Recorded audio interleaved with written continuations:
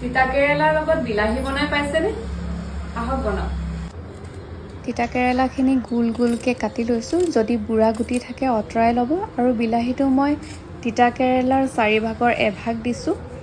বিলাহীটো সৰু সৰুকৈ কাটি ল'ম। তাৰপিছত মই পিঁয়াজ কাটি ল'ম সৰু সৰুকৈ। তিতা কেৰেলা খাই বহুতে বেয়া পায় নহয়নে? এইটো পদ্ধতিৰে খাই চাবচোন, ভাল লাগিব।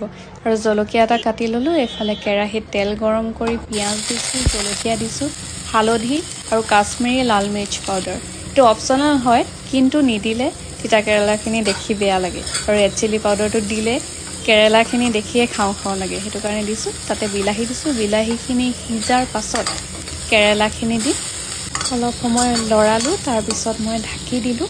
ঢাকি দিয়াৰ পাছত যেতিয়ালৈকে নিসিজে লৰাই এনেকৈ কৰি থাকিব।